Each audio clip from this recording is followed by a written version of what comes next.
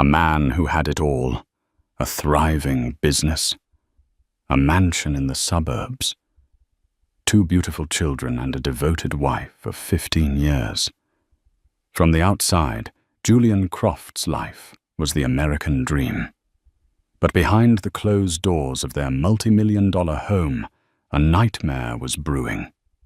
Fueled by a secret affair and a monstrous ego, he made an unthinkable choice. When his wife Clara discovered the truth, he didn't beg for forgiveness. He answered with his fists. This isn't just a story of infidelity. It's the story of a brutal betrayal and the shocking court verdict that dismantled an empire and took everything from a man who believed he was untouchable. The scent of freshly cut grass and chlorine hung in the humid afternoon air of the manicured suburb of Westport, Connecticut. From the expansive kitchen window of her colonial-style mansion, Clara Croft watched her 2 children, 12-year-old Lily and 9-year-old Sam, their laughter echoing as they splashed in the cerulean blue of the in-ground pool. Everything in the frame looked perfect, like a page torn from a luxury lifestyle magazine. The pristine white siding of the house, the meticulously landscaped gardens, the high-end stainless steel appliances that reflected her strained face. It was a beautiful picture, but the canvas was beginning to fray at the edges. Her husband, Julian Croft, was the artist behind this masterpiece of a life. A charismatic and ruthlessly ambitious real estate developer, he had built his empire Croft Holdings from the ground up. He was the man everyone admired at the country club, the one who gave the most at charity auctions, the one whose confident baritone could command any room. To the world, he was a pillar of the community. To Clara, for 15 years, he had been her everything. She had met him in college. She was studying architecture, her mind buzzing with designs and blueprints. He was in business school, his eyes already set on a future of skyscrapers and lucrative deals. He'd swept her off her feet with his grand promises and unwavering ambition. "You and me, Clara," he'd whispered to her on their 3rd date. "We're going to build an empire." And they did. But while he built his with steel and glass, she built hers within the walls of their home. She'd set aside her own career aspirations to raise their children, to host his business partners, to be the silent, supportive architect of his personal life, so he could conquer the professional one. For a long time, it was enough. But over the last year, a subtle chill had crept into their gilded cage. Julian, who once came home eager to share the day's victories, now returned late, smelling of expensive whiskey and a faint, unfamiliar perfume he always blamed on a client or a colleague. He'd stare at his phone, a slight secretive smile playing on his lips, and quickly angle it away if she walked into the room. His compliments, once warm and genuine, now felt rehearsed and hollow.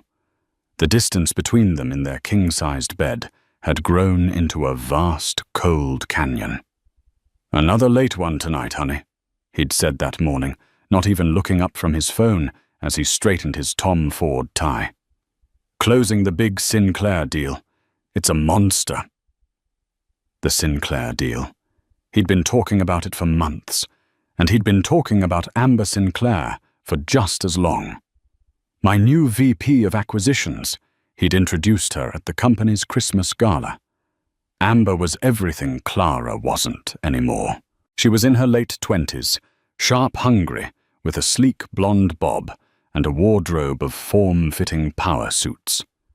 She looked at Julian not with the comfortable love of a wife, but with the raw, undisguised admiration of a disciple or something more. Clara had felt a prickle of unease that night, a feeling she had quickly buried under layers of denial. It was just business. Julian was a handsome, powerful man. Of course, younger women would admire him. But the late nights became more frequent. The business trips on weekends where he was suddenly unreachable for hours began to pile up. A charge on the credit card statement for a boutique hotel in the city which he'd dismissed as an accidental booking for a client. A pair of delicate diamond earrings in his briefcase that he claimed were a gift for his mother, though Clara never saw her wear them. Each discovery was a small cut, a tiny tear in the fabric of her reality. She tried to confront him once, her voice trembling as she held up the hotel receipt. Julian had simply laughed, a cold, dismissive sound. "Clara, darling, you're being hysterical. Do you have any idea the pressure I'm under? The Sinclair deal is worth over $50 million. I was winning and dining investors. Do you want this life? Do you want the house, the cars, the schools for the kids? Then let me do my job." He'd turned the tables so masterfully, making her feel small, paranoid and ungrateful. She had retreated, ashamed of her suspicions. Tonight, however, was different. It was their 16th wedding anniversary. She had reminded him that morning. He'd blinked a flicker of something annoyance, forgetfulness in his eyes, before his charming mask slipped back into place. "Of course, darling. I'll be home by 7. I'll make a reservation at Per Se." It was now 9:30 p.m. The reservation had long since passed. The children were asleep. A single-place setting remained at the polished mahogany dining table beside a bottle of champagne sweating in a silver bucket. Clara sat in the silence, the ticking of the grandfather clock in the hall, measuring out each second of her humiliation. Her phone buzzed. It was a text from her friend, Maria. "Thinking of you on your anniversary. Hope Julian is spoiling you, rotten XOXO." Clara's fingers trembled as she typed a reply. Before she could, another message came through. It was an alert from the joint credit card account. American Express. A charge of $785.42 has been approved at the Gilded Lily restaurant. The Gilded Lily, a notoriously romantic, intimate restaurant in the city. A place for lovers. It wasn't Per Se, and it was a charge made just 15 minutes ago. He wasn't stuck in a late meeting. He was out dining with someone else on their anniversary. The cold dread that had been a subtle undercurrent for months now flooded her, a tidal wave of ice. This was no longer about suspicion. This was about proof. The denial she had so carefully constructed crumbled into dust. He wasn't just distant. He was living a separate life, a life she was funding but was not invited to. As she stared at the notification on her phone, the name he'd mentioned that morning echoed in her mind. The Sinclair deal. Amber Sinclair. A sudden fierce resolve hardened her features. She would not sit here and wait for him to come home smelling of lies. She stood up, her movements stiff. She walked to his home office, a room she rarely entered. She didn't know what she was looking for, but she needed something tangible. A receipt, a note. Anything to prove she wasn't going insane. His laptop was open on his desk. She stared at it, her heart pounding a frantic rhythm against her ribs. It was a violation of his privacy, an act of mistrust. But trust, she realized with a bitter pang, had already left the building. She touched the trackpad. The screen flickered to life. It was unlocked, and open on the screen was his personal email. The top message in the inbox made her breath catch in her throat. From Amber Sinclair. Subject: Tonight. Can't wait to have you all to myself tonight. Jay, forget the old ball and chain. The future is us. See you at our spot. All my love. A. The words blurred through her tears. Old ball and chain. That's what she was. A relic. An obstacle. The foundation upon which he built his empire now just a nuisance to be forgotten. The confirmation didn't bring relief, only a profound, soul-crushing agony. The picture-perfect life was a lie. The gilded cage was a prison. And the man she loved was a stranger. The drive into Manhattan was a blur of streetlights and tears. Clara didn't have a plan. She was operating on pure, unadulterated adrenaline, and a pain so sharp it felt physical. The text message, the email. They were a 1-2 punch that had knocked the wind out of her, leaving her gasping for a truth she could no longer ignore. Every traffic light seemed to mock her a glaring red symbol of the stop she should have put to her doubts months ago. She found the Gilded Lily nestled on a quiet, cobblestoned street in Soho. It was exactly as she'd imagined, discreet, elegant, with soft lighting that spilled onto the pavement, creating an aura of intimate secrets. She parked across the street, her heart hammering against her ribs like a trapped bird. What was she going to do, Storm, in Make a Scene? The thought was terrifying, so contrary to her nature. She was Clara Croft, the poised wife, the calm mother. She didn't cause public disturbances, but the woman sitting in the driver's seat of the Lexus SUV was no longer just Clara Croft. She was a woman betrayed, a woman whose entire world had been built on a foundation of lies. She watched the entrance for what felt like an eternity, her hands gripping the steering wheel until her knuckles turned white. And then she saw them.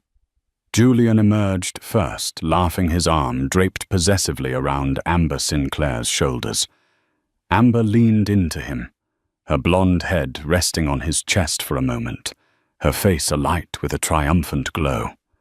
She was wearing a stunning emerald green dress that clung to her body, a stark contrast to the conservative navy dress Clara wore. They looked like a power couple, radiant and untouchable. They looked like they belonged together.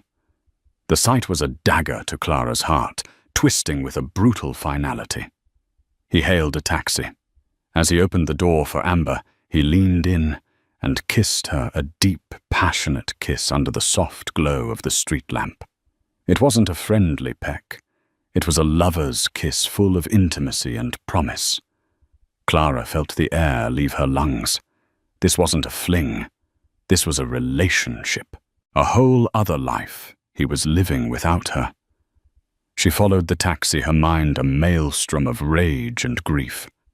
Her thoughts raced.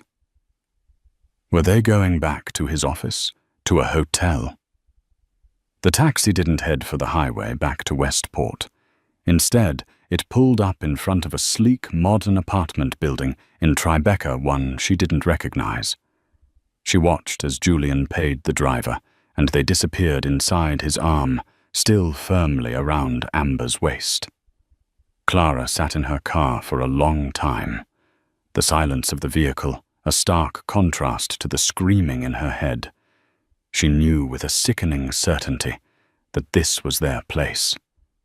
The monster deal wasn't just business. It was the construction of a new life with a new woman. He wasn't just cheating on her. He was replacing her. The drive home was slow and deliberate.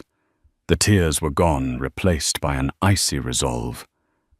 The hurt was still there, a gaping wound in her chest, but it was now surrounded by a cold, hard anger. When she walked back into the silent, cavernous house, it no longer felt like a home. It felt like a stage, a set for a play in which she had been unknowingly playing the fool. Julian arrived home just after 2 a.m. He tried to be quiet, but the heavy front door clicked shut with a definitive thud. Clara was waiting for him in the dimly lit living room, sitting in one of the oversized armchairs. She hadn't changed. The single glass of untouched champagne still sat on the table beside her. He froze when he saw her, the charming mask momentarily slipping. "Clara, you're still up." "Happy anniversary, Julian," she said, her voice devoid of emotion. He ran a hand through his perfectly styled hair, his practiced apology already forming on his lips. "Honey, I am so sorry. The Sinclair deal, it went into extra innings. We had to wine and dine the Japanese investors. They're notoriously difficult. I completely lost track of time. My phone died. I feel terrible." The lies were so effortless, so smooth. A year ago, she would have believed him.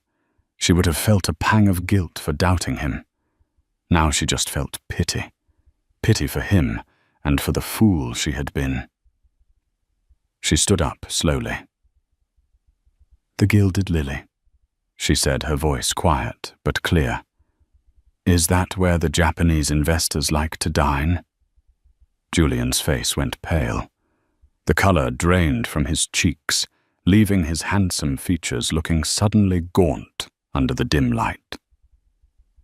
What? What are you talking about?" "The credit card alert, Julian, for $785. At a table for two, I presume." She took a step closer, her eyes locked on his.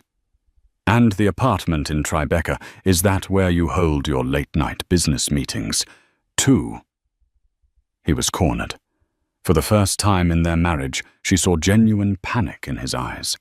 His bluster deflated, replaced by a desperate scramble for a new lie. "Clara, you're not making any sense. You must be mistaken. You've been under a lot of stress." "Don't you dare!" she whispered, her voice trembling with repressed fury. "Don't you dare try to gaslight me again. I saw you, Julian. I saw you and Amber." The mention of Amber's name changed everything.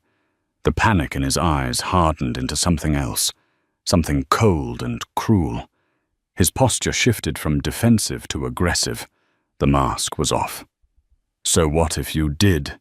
he sneered, his voice dropping to a low growl. "What were you doing, following me, spying on me?" "You're pathetic." The insult struck her, but she held her ground. "I am your wife. We have a family. We have a life. Or at least I thought we did." He let out a short, bitter laugh. "A life? This isn't a life, Clara. It's a performance. You, the perfect housewife in her perfect mansion. Me, the provider. It's been a bore for years." He took a step towards her, his presence suddenly menacing. "Amber. Amber understands me. She's smart. She's ambitious. She sees me for who I am, not just as a walking checkbook." Each word was a deliberate cruelty, designed to wound. He was dismantling their 15 years together, piece by piece, right in front of her. "I gave up my career for you," she said, her voice breaking. "I built this home. I raised your children. And you've been well compensated for it." He shot back, his eyes glinting with malice. "Don't pretend you're a martyr. You love this house, you love money, you just don't want to share it." The argument escalated, their voices rising in the cavernous room. It was a torrent of every unspoken resentment, every buried frustration from the past few years. Clara accused him of betrayal, of lies, of disrespect. He in turn painted her as a clinging, ungrateful, paranoid woman who was holding him back. He was rewriting their entire history, casting himself as the victim, the man trapped in a gilded cage with a boring wife. Then Clara said the words that would prove to be the final, irrevocable turning point. "I want you to leave," she said, her voice shaking but firm. "Or I will. I'll take the children, and I will leave. We're done, Julian." His face contorted with rage. "You'll do nothing," he seethed. "This is my house. These are my children. You have nothing. You are nothing without me. They're my children too, and I will not have them raised by a liar and a cheat." That was when he lunged. But it was what he said next, his voice, a venomous hiss that would haunt her forever. "Amber was right. You're a leech. You need to be taught a lesson." The mention of Amber's name was the spark that ignited the inferno. It was one thing for Julian to be cruel, but to use his mistress's words as a weapon against his wife in their home, it was a desecration. It confirmed for Clara that this wasn't just Julian's decision. It was a shared cruelty, a verdict they had passed on her together. She said that... Clara's voice was barely a whisper, the fight draining out of her replaced by a hollow shock. Julian's face was a mask of pure fury. He saw her shock not as a sign of pain, but as a weakness to be exploited. "She sees you for what you are, Clara. A dead weight I've been dragging around for years. She told me I needed to cut you loose, and she was right." He was closing the space between them now, his large frame seeming to suck all the air out of the room. Clara instinctively took a step back, her hand flying to her throat. This was a side of Julian she had never seen. The charming veneer had been stripped away, revealing something ugly and violent beneath. "Get out, Julian." She repeated, her voice stronger this time, fueled by a primal mix of fear and defiance. "I mean it. Get out of this house now." "This is my house," he roared, his voice bouncing off the high ceilings. "Everything you have is because of me." He was inches from her now, his finger jabbing at her chest. "You are not going to ruin my life because you're feeling a little insecure." "My insecurity?" she cried, shoving his hand away. "You're the one living a double life. You're the one destroying this family for a cheap affair." The moment the words "cheap affair" left her lips, something snapped in his eyes. His face, which had been red with anger, turned deathly pale. His rage became something colder, more focused. "Don't you dare talk about her that way," he hissed. He grabbed her by the upper arms, his fingers digging into her flesh like talons. The strength in his grip was terrifying. Clara cried out, a mix of surprise and pain. "Let go of me, Julian. You're hurting me." "You want to know what hurt is?" He snarled, his face contorted. "Hurt is being trapped in a loveless marriage with a woman who hasn't had an original thought in a decade. Hurt is having to pretend to care about PTA meetings and garden parties while my life is passing me by." He shoved her backward. Clara stumbled, her heel catching on the edge of the expensive Persian rug. She fell hard, her head cracking against the sharp corner of the marble coffee table. A blinding, white-hot pain exploded behind her eyes. For a moment, the world went black. Stars bursting in her vision. Dazed, she lay on the floor, the room spinning around her. She could taste blood in her mouth. Through the ringing in her ears, she heard him standing over her. She expected to hear concern, maybe even panic at what he'd done. Instead, what she heard chilled her to the bone. "See," he said, his voice laced with a terrifying calm. "This is what happens when you push me. This is what you get." He wasn't sorry. He was justifying it. Clara pushed herself up onto her elbows, her vision slowly clearing. Her head throbbed with a nauseating rhythm. She touched her fingers to the back of her head, and they came away wet and sticky with blood. The sight of it, dark red against her pale skin, jolted her out of her daze. He had hurt her. He had physically, violently hurt her. For his mistress. "You hit me." She breathed the words, heavy with disbelief. "You fell," he corrected coldly. "You were hysterical, and you tripped. That's what happened. That's the story." He was already creating the narrative, the next in a long line of lies. He wasn't her husband anymore. He was her adversary. He was a threat. The thought of her children asleep upstairs, oblivious to the monster their father had become, sent a jolt of pure protective terror through her. She had to get them out. She had to get them away from him. Scrambling to her feet, ignoring the dizzying pain in her head, she made a run for the grand staircase. "Stay away from me. Stay away from us." He was faster. He caught her at the base of the stairs, grabbing a fistful of her hair and yanking her back with such force that she screamed. The pain was sharp and searing. "You are not going anywhere," he bellowed, his face inches from hers, his breath hot and sour with whiskey. "You're not taking my children. You're not taking my money. You will stay here, and you will play the part of the loving wife, or I swear to God, Clara, I will make your life a living hell." It was in that moment, with his hand twisted in her hair and his eyes filled with a hatred she never thought possible, that the love she once had for him died completely. It wasn't a slow fade. It was an instantaneous, violent death extinguished by his brutality. In its place, something new was born, a steely, unyielding resolve. With a surge of adrenaline she didn't know she possessed, she drove her elbow back into his gut. He grunted, his grip loosening for a fraction of a second. It was all she needed. She wrenched herself free, stumbling up the first few stairs.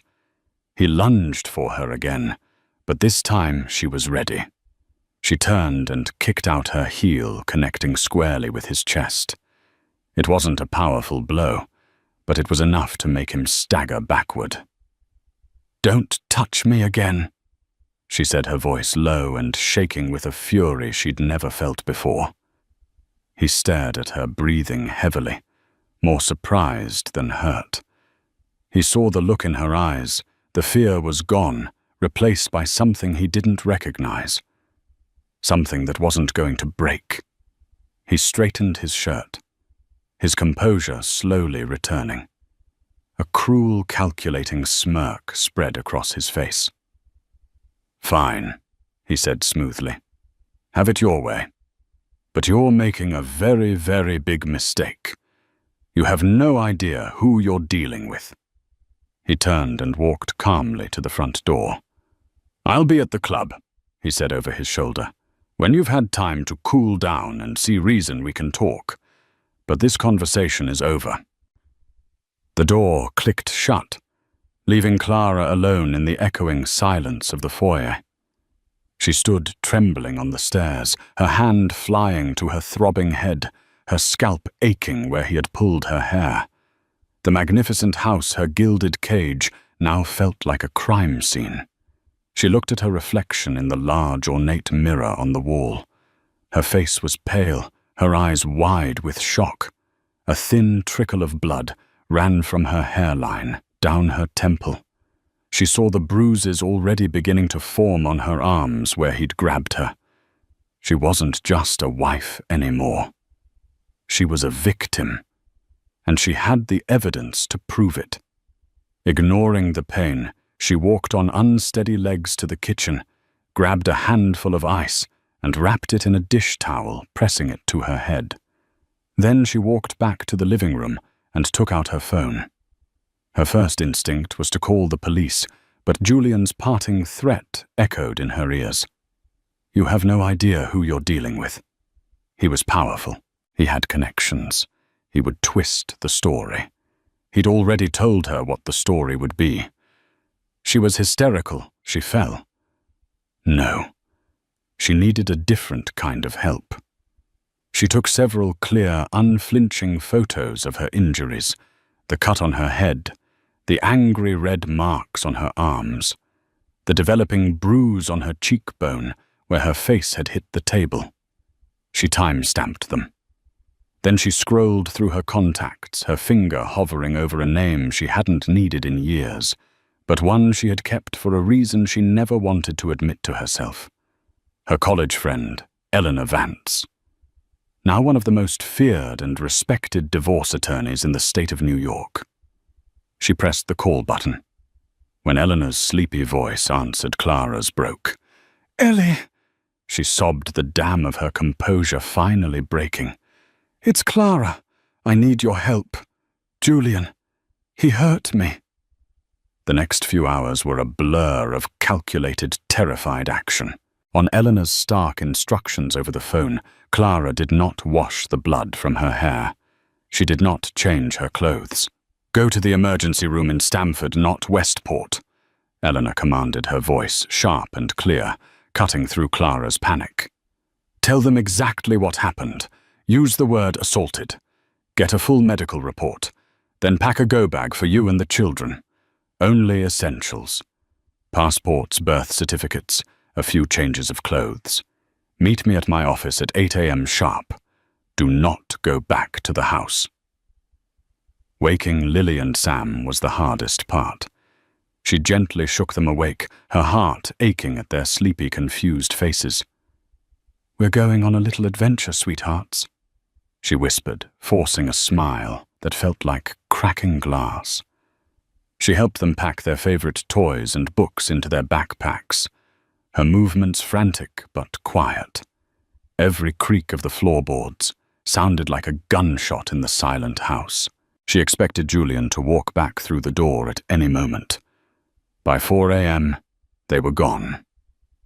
Clara drove away from the mansion that had been her entire world for 15 years, not even daring to look at it in the rear-view mirror. The trip to the ER was humiliating. The nurses were kind, but the questions were clinical and sharp.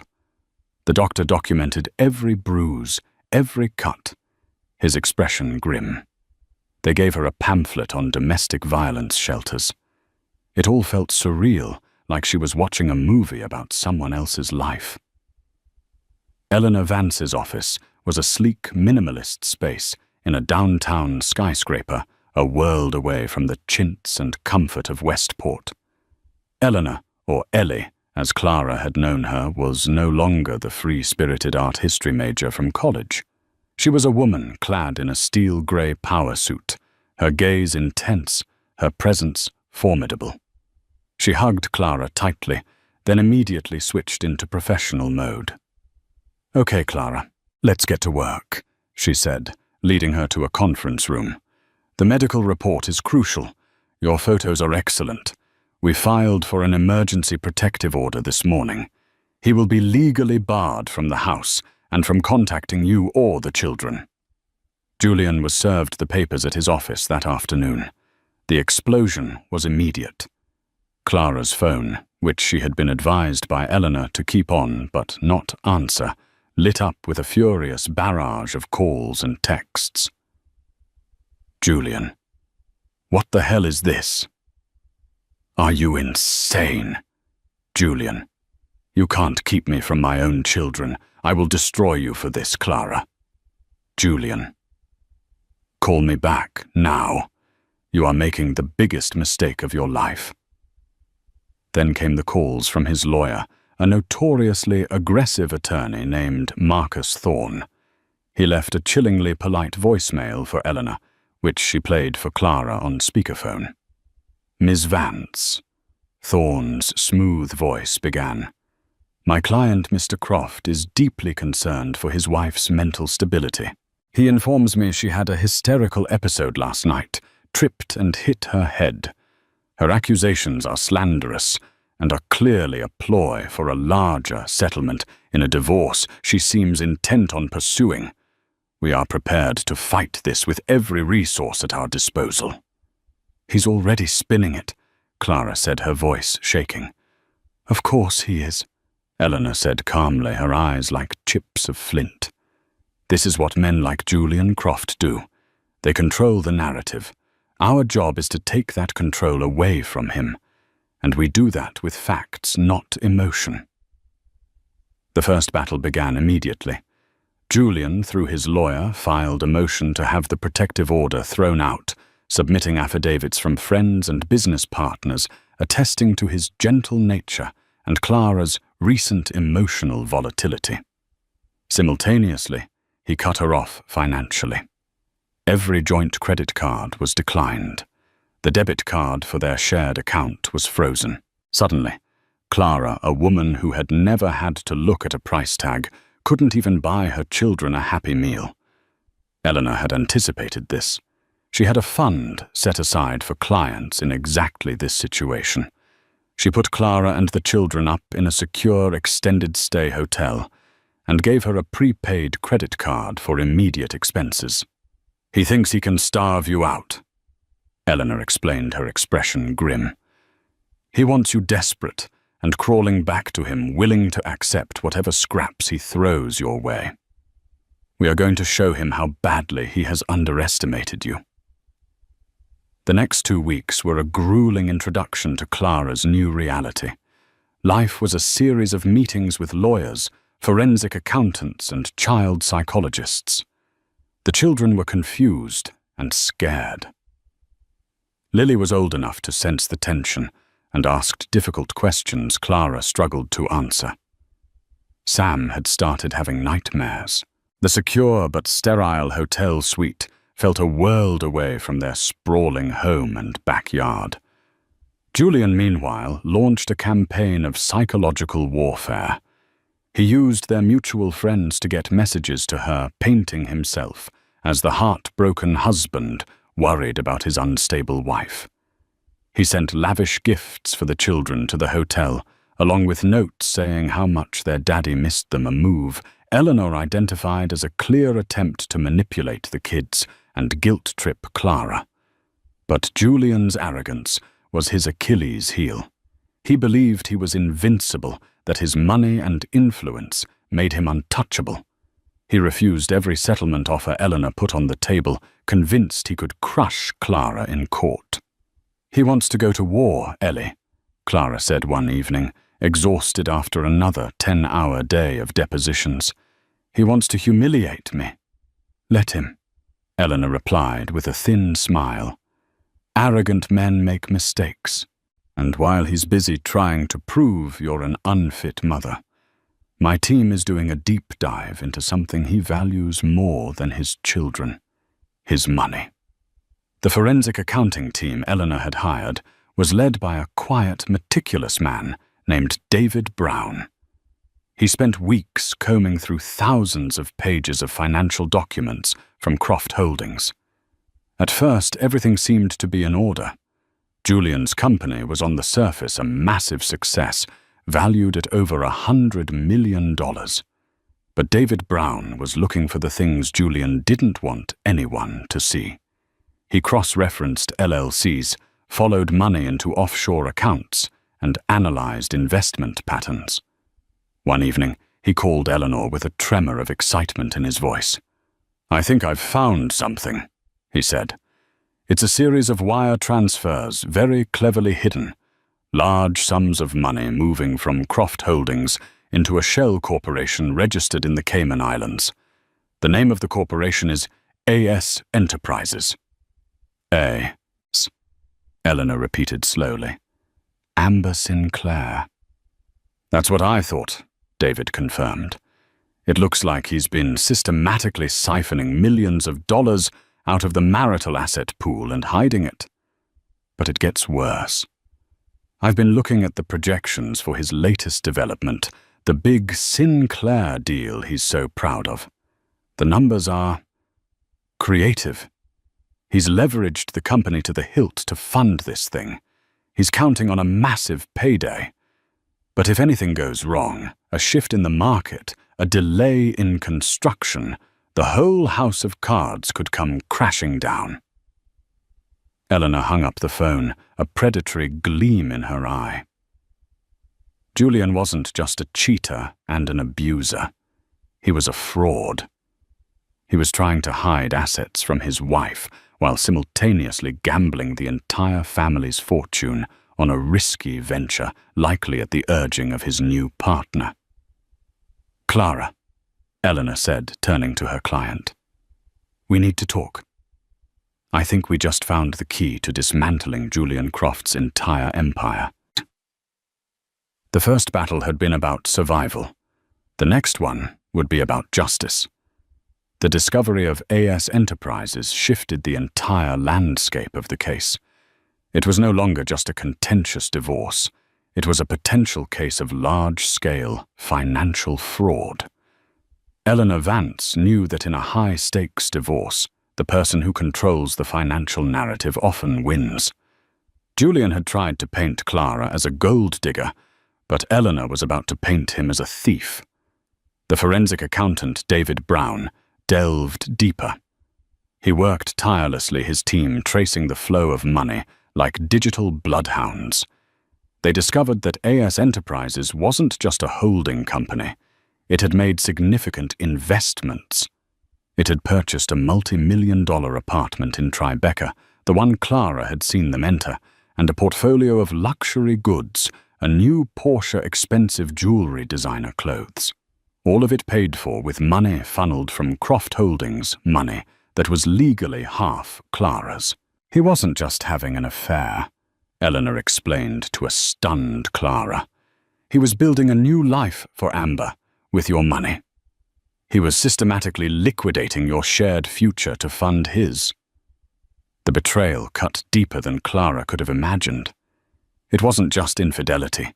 It was calculated, cold-blooded theft. While she was managing their home and raising their children, he had been meticulously stealing from them. But David Brown found something even more damning. Julian's monster Sinclair deal was a ticking time bomb. He had secured massive loans based on inflated property value projections and fraudulent occupancy commitments.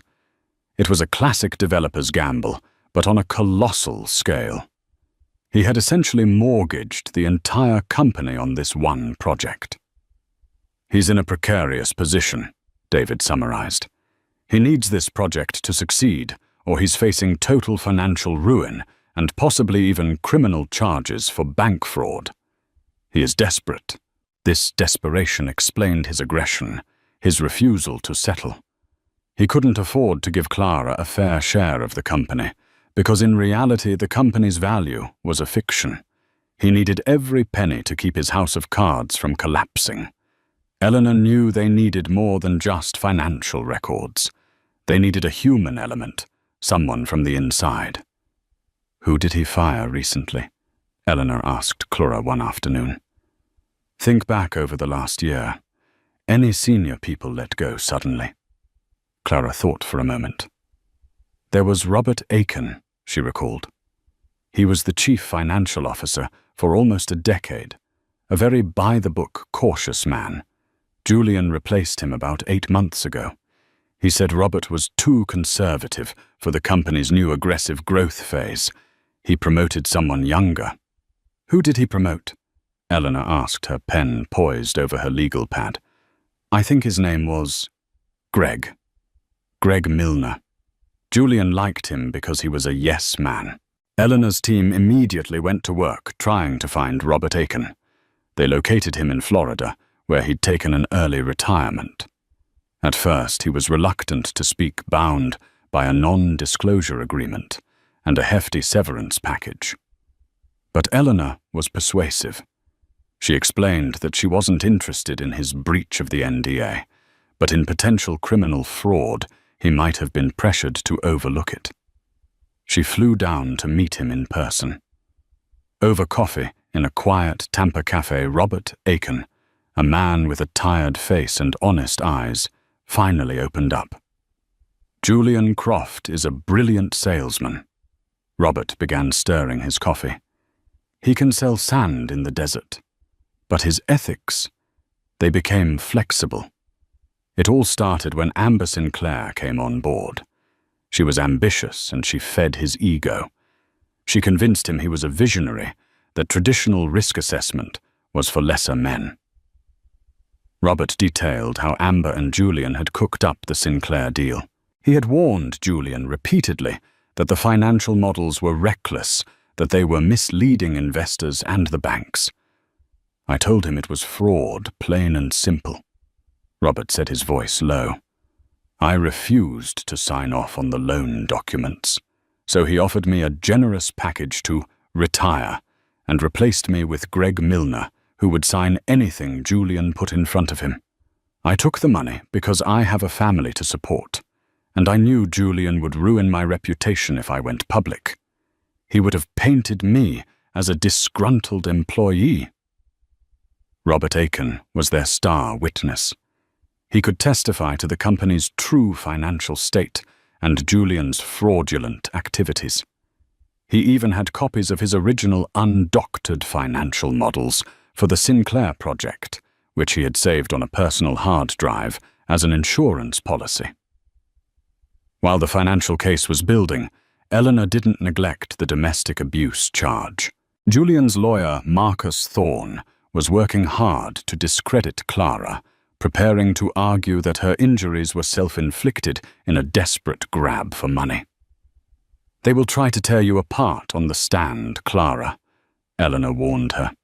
"They will bring up every argument you ever had, every time you were emotional. They will try to paint you as unstable." Clara felt a knot of fear in her stomach. "But he assaulted me. I have the medical report." "And they will say you are a liar. It will be your word against his. Julian Croft, the beloved community leader, versus the hysterical housewife. In court, it's about what you can prove beyond a reasonable doubt." Clara's face fell. It seemed so unfair. Just as despair began to set in, she remembered something. It was a small detail, something she hadn't thought was important. "The living room," she said slowly. "A few months ago, Julian installed a new smart home. You know, voice-activated controls for the lights, music, security. He loved showing it off." Eleanor sat bolt upright. "What's the brand name of the system?" Clara told her. Eleanor immediately got on the phone with a tech expert. "These devices," the expert explained, "they're always listening for a wake word, but they also store short, temporary audio buffers, and sometimes during a significant auditory event like a loud crash or a scream, the device can be triggered to save a recording to the cloud." The chance was slim, but it was a chance. Eleanor's team drafted a subpoena for the tech company, demanding any and all audio files recorded in the Croft residence on the night of the assault. Julian's lawyers fought it ferociously, citing privacy concerns, but the judge, intrigued by the possibility, granted the request. Weeks went by. The trial date loomed. Clara was a nervous wreck preparing for the character assassination she knew was coming. Then one rainy Tuesday afternoon, Eleanor called her. "We got it, Clara," Eleanor said, her voice tight with excitement. "The company sent the file. It's 37 seconds long. I'm sending it to you now. Brace yourself." Clara's hands trembled as she opened the email and downloaded the audio file. She put her phone to her ear and pressed play. The quality was slightly muffled, but it was undeniably clear. It began with the sound of her own voice, strained and high-pitched, destroying this family for a cheap affair. Then Julian's voice, low and menacing. "Don't you dare talk about her that way."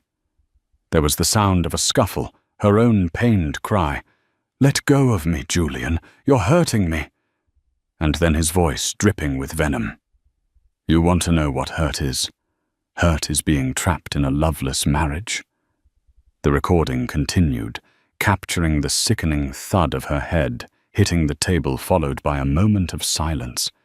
And then Julian's chilling, damning words. "See, this is what happens when you push me. This is what you get." It was all there. His rage, his violence, and most importantly, his own admission, his justification of the act. He hadn't said, "Did you fall?" He had said, "This is what happens when you push me." It was proof, irrefutable, undeniable proof.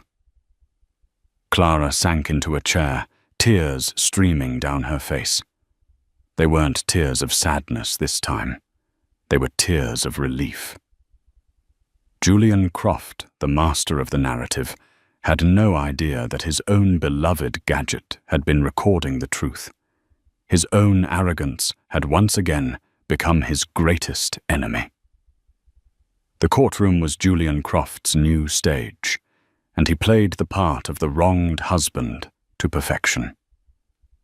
Dressed in a somber, bespoke suit, he sat beside his lawyer, Marcus Thorne, his face a carefully constructed mask of concern. He cast sorrowful glances toward Clara, a performance for the judge who would decide his fate. Across the aisle, Clara sat beside Eleanor Vance, a silent statue of resolve, her hands clasped to still their trembling. The trial began with a brutal, calculated assault on Clara's character. Marcus Thorne, a master of courtroom theatre, called witnesses who painted Clara as emotional and erratic. He twisted her fear of Julian's affair into a narrative of obsession and paranoia. When Clara took the stand, Thorne's cross-examination was a masterclass in insinuation. "Mrs. Croft," he began, his voice dripping with false sympathy. "Isn't it true you were terrified of losing the luxurious lifestyle your husband provided? Isn't it true that when you discovered he had a new successful colleague, you became hysterical and followed him fabricating this story of abuse to secure a larger settlement?" Through it all, Clara held her ground, her voice steady. "I was terrified of the man who was lying to me and hurting me," she stated, simply refusing to let Thorne rattle her, but she could feel the doubt he was planting in the air. Soon it was Julian's turn to testify. He strode to the witness box with an air of confidence, flashing a reassuring smile at the judge. He recounted his version of their anniversary night with polished ease. "Clara was hysterical," he said, his voice laced with regret. "She was making wild accusations. She lost her footing and tragically she fell. It was a terrible accident. I would never ever lay a hand on my wife." Eleanor Vance began her cross-examination, her questions like surgical incisions. She first dismantled his financial empire. She produced the wire transfers to AS Enterprises, the shell company named for Amber Sinclair.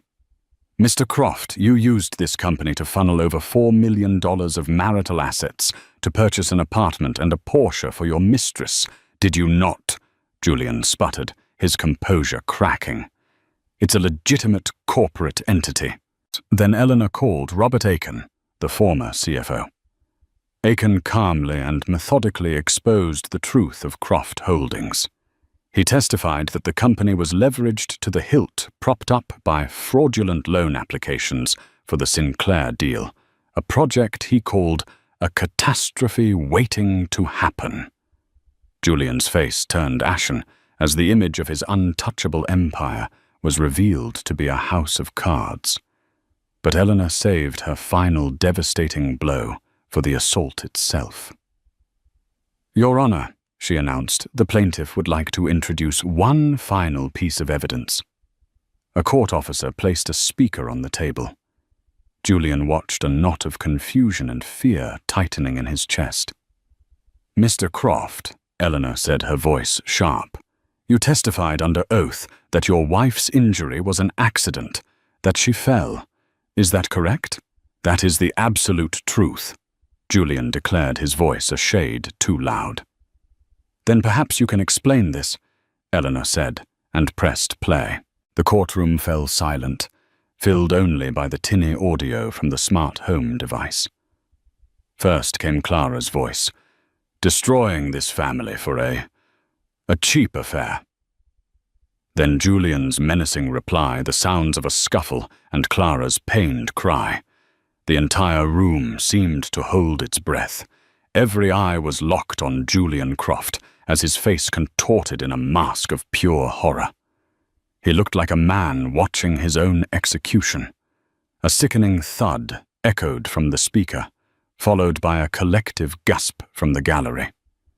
And finally Julian's own voice, clear as day, dripping with cold justification. "See? This is what happens when you push me. This is what you get." The silence that followed was absolute. Marcus Thorne dropped his head into his hands. Julian stared at the speaker as if it were a venomous snake, his mouth agape. He had been exposed not by a witness, but by his own voice, his own words, his own monstrous truth. Eleanor let the silence hang in the air before delivering the final blow. "Mr. Croft," she said quietly but with immense power, "this is what happens when you push me. Those are not the words of a man witnessing an accident. They are the words of an abuser." The verdict delivered 2 days later was an annihilation. Judge Miller, looking down from the bench, found Julian Croft guilty of assault. She referred him to the district attorney's office for perjury. The protective order was made permanent. On the division of assets, the judgment was even more ruinous. Citing Julian's egregious financial misconduct in attempting to hide millions with his mistress, the judge awarded Clara 100% of the value of those stolen funds. The apartment, the car, the jewelry. It was all hers. She was then awarded 70% of the remaining marital assets, which, thanks to Robert Aiken's testimony, was now understood to be 70% of a bankrupt, debt-ridden company. Clara was granted sole legal and physical custody of their children. Julian was permitted supervised visitation twice a month, but only after completing a year-long batterer's intervention program. His child support and alimony payments were based on his former 9-figure income, a crippling sum he now had no way to earn. As a final indignity, the judge awarded Clara exclusive use of the Westport mansion, giving Julian 48 hours to remove his personal belongings under court supervision. As the verdict was read, Julian sat frozen. The color drained from his face. His amour, his reputation, his family, all gone. In the gallery, he saw Amber Sinclair slip out of the door, abandoning the sinking ship, without a backward glance. He had lost everything for a woman who was now running from the wreckage. The aftermath was a swift and total collapse. Croft Holdings filed for bankruptcy. The media savaged him. He became a social pariah, a cautionary tale whispered at the country clubs he could no longer afford. Clara, guided by Eleanor, made no attempt to salvage Julian's toxic legacy. She sold the cavernous mansion and its haunting memories. She sold the Tribeca apartment and the Porsche. After her legal fees were paid, she was left with a comfortable but modest nest egg. She bought a smaller, light-filled house in a new town, a place with no ghosts. She enrolled Lily and Sam in the local school and started taking architecture classes again, rediscovering the part of herself she had sacrificed for Julian. Her life was no longer one of extreme luxury, but it was filled with peace and purpose. It was real.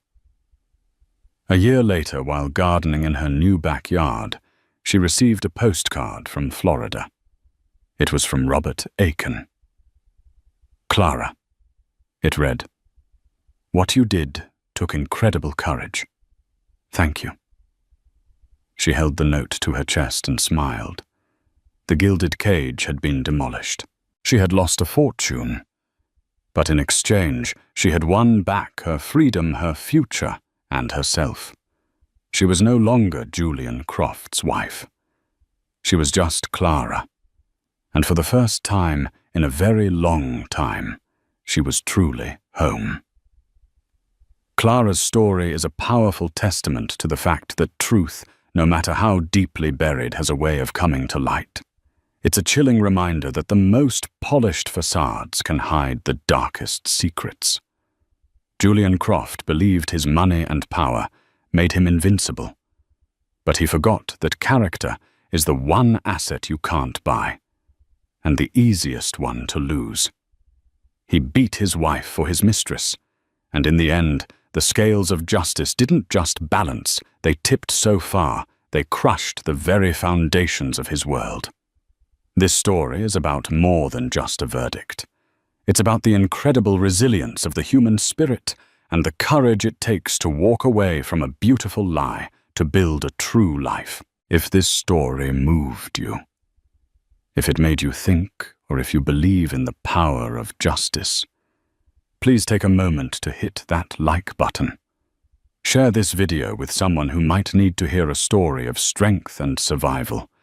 And most importantly, subscribe to our channel for more real-life stories that matter. What part of Clara's journey resonated with you the most? Let us know in the comments below. Thank you for listening. What happens when the silent partner is no longer silent? For 10 years, Ava Donovan was the invisible architect behind a billion-dollar empire while her husband Cole Harrington basked in the spotlight. She was the strategist, the operator, the steady hand that built Innovate Dynamics from a garage startup into a tech behemoth. He was the face, the charm, the celebrated CEO. But when the foundation of their perfect life, a foundation she meticulously built, is shattered by the oldest betrayal.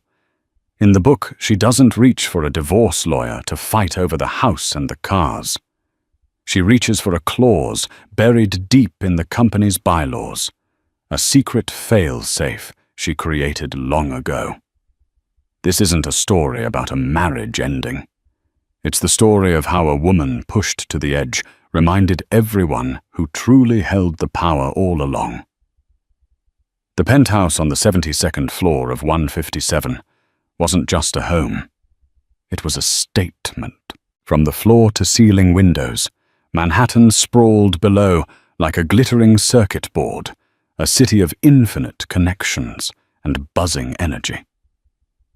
It was a view that Cole Harrington, CEO of Innovate Dynamics, felt he had earned. He would often stand there, a glass of Macallan 25 in hand, and look down on the world he was conquering. His wife, Ava Donovan, preferred the view from the other side of the apartment, the one overlooking the quiet expanse of Central Park. To her, the park represented something organic, complex, and beautiful, a system that grew and thrived through intricate, unseen processes. It was much like the company she had helped build. On the surface, Cole and Ava were the ultimate power couple. He was impossibly handsome, with a charismatic smile and a voice that could coax venture capitalists into parting with 8-figure sums. He was the public face of Innovate Dynamics, gracing the covers of Forbes and Wired, giving TED Talks on the future of AI-driven logistics, and charming senators at DC fundraisers. Ava was his elegant, reserved counterpart. At charity galas, she was always perfectly dressed, a serene smile on her face, a supportive hand on his arm. Most people in their circle saw her as the classic billionaire's wife, a beautiful accessory who managed their homes in the city, and the Hamptons planned their social calendar and sat on philanthropic boards. They had no idea that she was the company's operational backbone. They had started Innovate Dynamics a decade ago in a cramped Palo Alto apartment. Cole was the visionary, the big ideas guy. He could see the future, but he couldn't build the road to get there. Ava, with her dual degrees in computer science and systems engineering from MIT, was the architect. She wrote the foundational code for their flagship software, Nexus, and designed the entire operational framework that allowed the company to scale. They had a simple arrangement in the beginning. Cole was CEO, the public face. Ava took the title of Chief Strategy Officer, a deliberately vague role that allowed her to work behind the scenes, unburdened by press interviews and shareholder meetings, which she despised. She managed the engineering teams, optimized the data flow, and ensured the intricate machine of the company ran without a single hiccup. Cole sold the dream. Ava built the reality. But over the years, the lines had blurred and history had been subtly rewritten. Cole's vision began to eclipse Ava's execution in the public narrative and eventually within the walls of their own home. He began to see her not as his partner, but as his most reliable employee. "Sweetheart, the numbers for the quarterly report look a little soft. Can you have your guys polish them up before the board meeting?" he'd say, not looking up from his phone as she passed him his morning espresso. Her guys. They were all her guys, the teams she had personally hired and mentored. "The server latency in the European sector is up by 0.2%. I've already deployed a patch," she'd reply, her tone even. "Great. Glad you're on top of it," he'd murmur, already absorbed in an email from his publicist. The condescension was subtle, 1,000 tiny cuts that had slowly eroded the foundation of their partnership. He had forgotten the all-nighters she pulled, the server fires she put out at 3 a.m., the ingenious algorithm she designed that had become the company's crown jewel. He saw the penthouse, the private jet, the glowing magazine articles, and believed they were reflections of his singular genius. Ava saw them as the joint output of a machine she had built, and now felt increasingly alienated from. Her world had become a gilded cage, beautiful and suffocating. The parties felt hollow. The praise directed at her husband felt like a form of erasure. The only place she still felt a sense of purpose was in the work itself.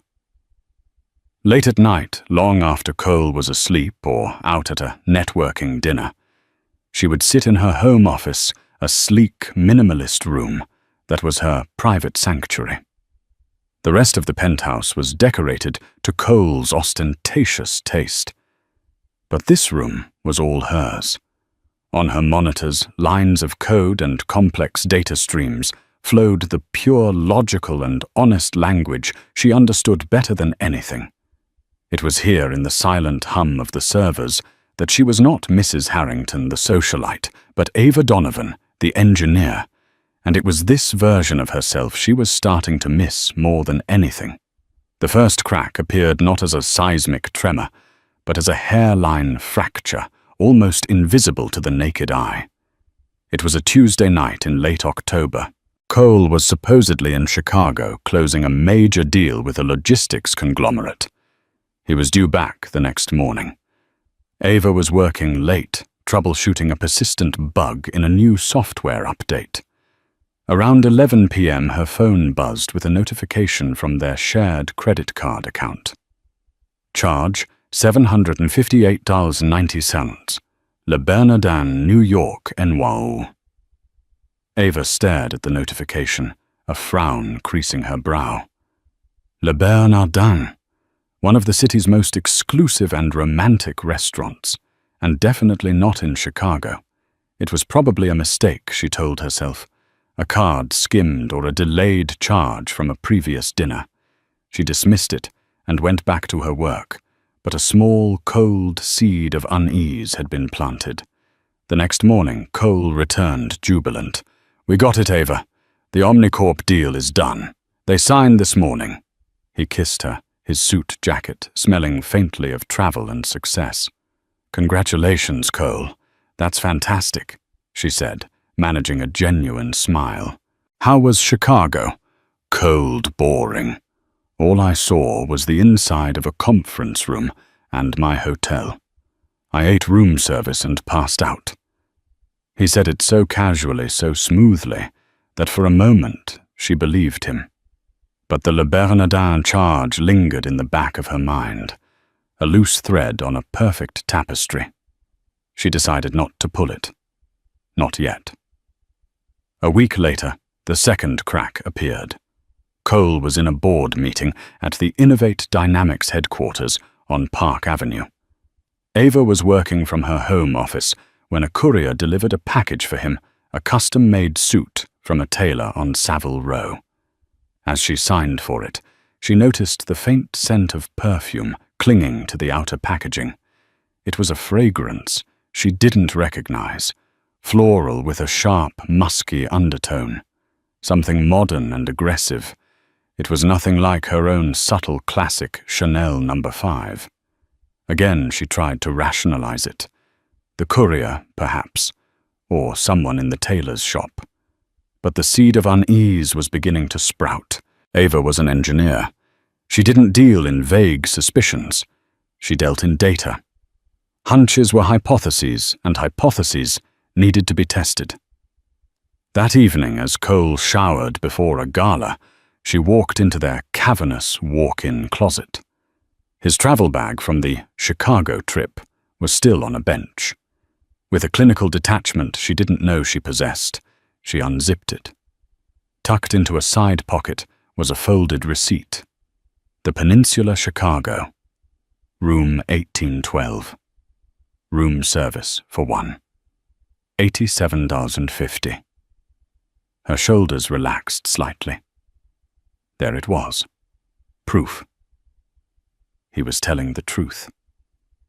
But as she went to put the receipt back, another piece of paper slipped out from behind it. It wasn't a receipt. It was a valet ticket. The Peninsula, New York. Date last Tuesday. Time in 7:15 p.m. Time out 32 a.m. The blood drained from her face. The Peninsula, New York, not Chicago. He had been in the city the entire time. The dinner at Le Bernardin, the late night. It wasn't a mistake. It was a lie, a carefully constructed, deliberate lie. Her mind, trained to find patterns and solve complex problems, began to connect the dots. The late-night investor calls that he always took out on the terrace. The sudden weekend golf trips to courses he'd never expressed interest in before. The new expensive cologne he'd started wearing. And the name that kept popping up in company emails and meeting minutes, Cassandra Rowe. Cassandra was a recent hire, a sharp, ambitious MBA from Wharton, who had quickly risen to become the vice president of business development. She was beautiful in a severe corporate way, with sharp cheekbones and a wardrobe of form-fitting power suits. Cole had championed her hiring, praising her aggressive, forward-thinking strategies. Ava had found her overly sycophantic, but had dismissed it as the behavior of an ambitious subordinate. Now she saw it in a different light. Ava walked out of the closet and sat on the edge of their bed, her heart hammering against her ribs. The valet ticket felt like a lead weight in her hand. For 10 years, she had dedicated her life to building this company, this life, this partnership. She had trusted Cole implicitly, believing that while their roles had diverged, their ultimate goal was the same. Now she saw the chilling truth. While she had been building an empire, he had been building a separate life within it. The porcelain facade of their perfect marriage had not just cracked, it was about to shatter. And as the initial shock gave way to a cold, crystalline fury, Ava Donovan knew one thing for certain. She would not be the one cut by the shards. The following Friday, Cole told Ava he had to fly to London for an emergency meeting with their European investors. "It's a complete firestorm," he said, packing a briefcase with feigned urgency. "The board is demanding a face-to-face. I'll be back Sunday morning. Don't wait up." Ava watched him, her expression a perfect mask of wifely concern. "Of course. Be safe." But this time she was prepared. She was no longer operating on suspicion. She was collecting data for a final, definitive proof. For the past week, she had been a ghost in her own life, observing, noting, and planning.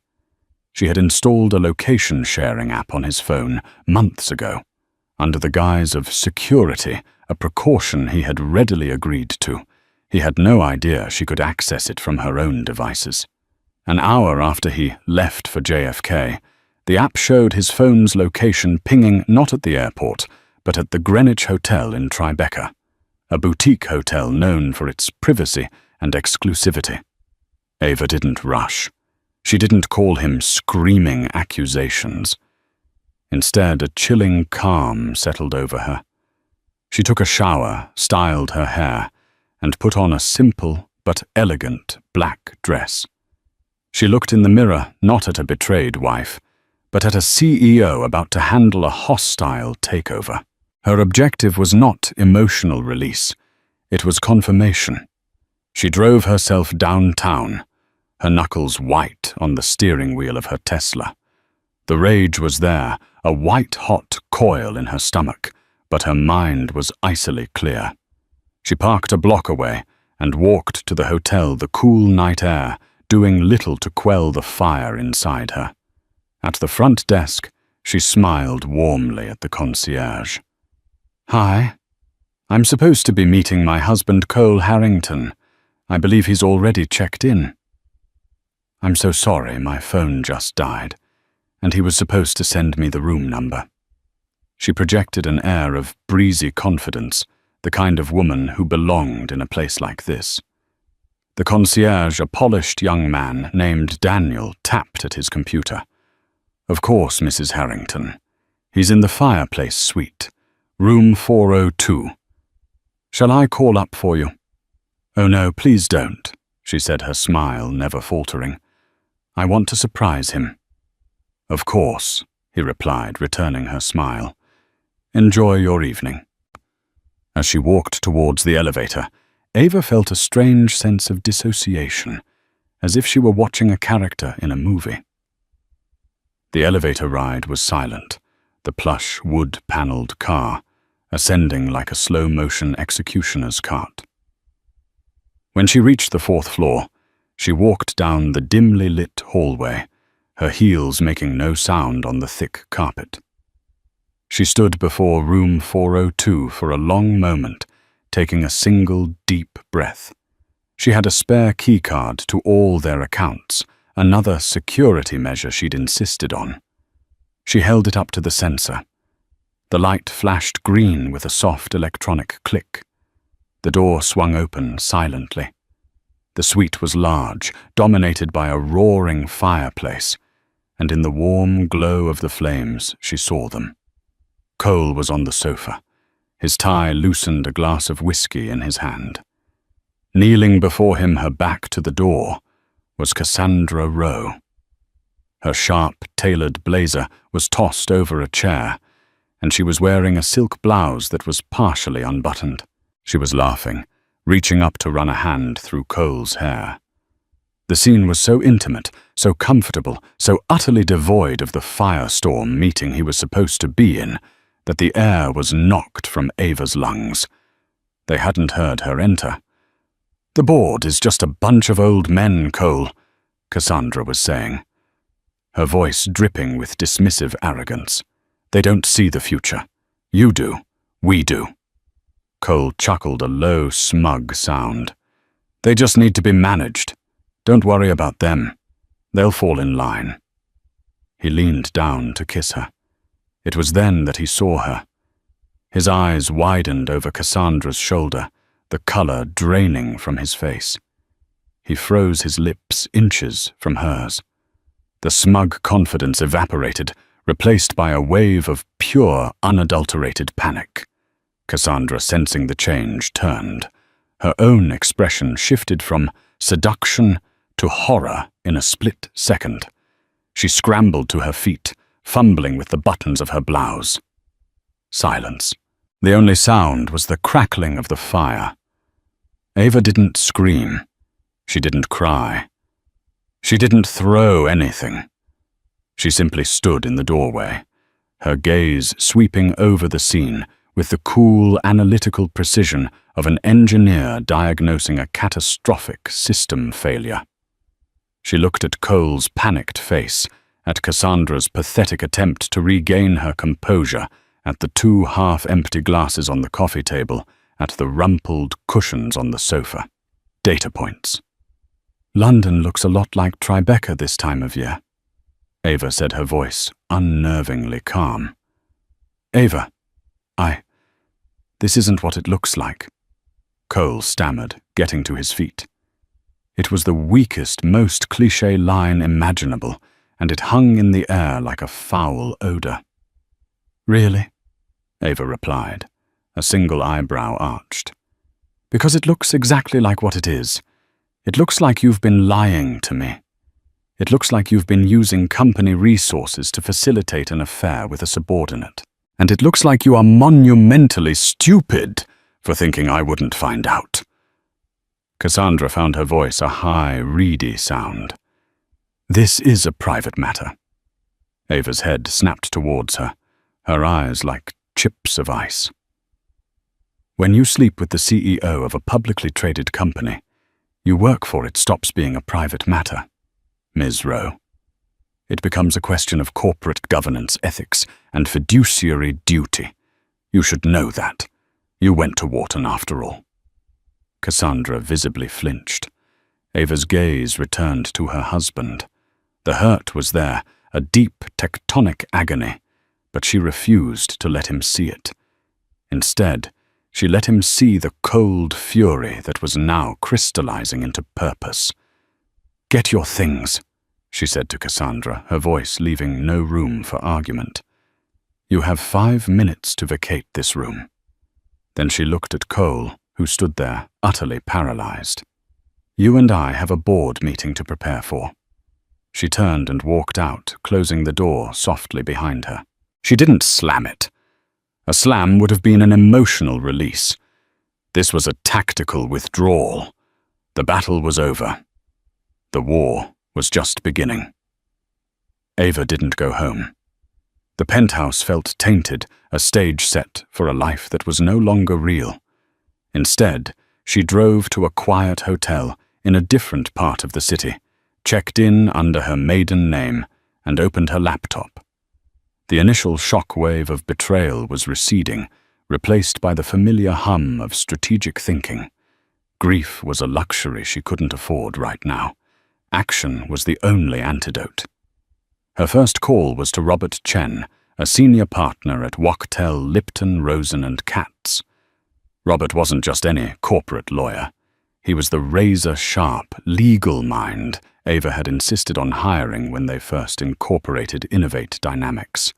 Cole had wanted a flashier firm one that sponsored golf tournaments. Ava had wanted the best. As with most things, she had won that argument. "Robert," she said when he picked up his voice, groggy with sleep. It was after midnight. "It's Ava Donovan. We have a situation. I need to invoke Article 4, Section 8B of the Innovate Dynamics Founding Charter." There was a pause on the other end of the line. Ava could almost hear the gears turning in Robert's formidable brain as he accessed a decade-old memory file. "Section 8B, he finally said, his voice now wide awake and sharp. "The moral turpitude and fiduciary integrity clause. Are you certain, Ava?" "I have definitive, inarguable proof," she replied, her voice as steady as steel. "I'll forward the documentation to your secure server within the hour. I'll be at my office at 6 a.m. We'll need to call an emergency board meeting." Robert said, his tone all business. "This is going to be a detonation." "I know," Ava said. "Bring a fire extinguisher." She hung up and began to assemble her case. This was her true genius. Not just in writing code, but in architecting systems, be they software or legal frameworks, to be robust, logical, and prepared for every contingency. 10 years ago, as a bright-eyed but already cautious co-founder, Ava had looked at the standard partnership agreements and found them lacking. They protected against financial malfeasance, criminal activity, and gross negligence. But they didn't protect against the more insidious threats, arrogance, recklessness, and the kind of personal behavior that could irrevocably damage the company's reputation and internal morale. So with Robert Chen's help, she had drafted Section 8B. It was a unique and powerful clause buried deep within the legal boilerplate of the company's charter, a document Cole had famously boasted of not reading, saying, That's what I pay lawyers for. The clause stipulated that if a C-suite executive, specifically one holding a key founder designation, which only applied to Cole and Ava, were found to have engaged in conduct constituting moral turpitude, which included but was not limited to using company assets to facilitate an illicit relationship, or engaging in a relationship with a subordinate that compromises corporate integrity, then a very specific chain of events would be triggered. The offending party would be deemed to have breached their fiduciary duty to the company. This breach would automatically trigger a mandatory buyout provision of their controlling shares. But it wasn't a simple market value buyout. The clause stated that the non-offending key founder would have the primary and exclusive right to purchase all of the offending founder's voting shares for a predetermined price, the original par value from the company's first seed round of funding. For Cole's 40% stake in a company now worth billions, that price was a paltry $40,000. It was a nuclear option, a doomsday device Ava had built into the very DNA of their company. She had hoped she would never have to use it. She had created it not out of a premonition of infidelity, but from a pragmatic engineer's desire to protect the system she was building from its most unpredictable variable human behavior.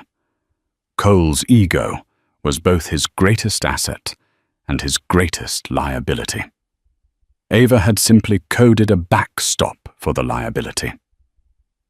For the next few hours, Ava worked with methodical precision.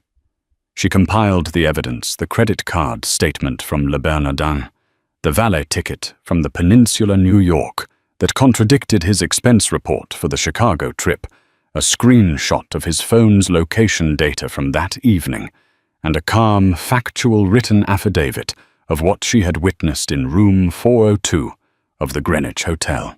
She also cross-referenced Cassandra Rowe's travel and expense reports, quickly finding a pattern of booking flights and hotels that mirrored Cole's on his solo business trips.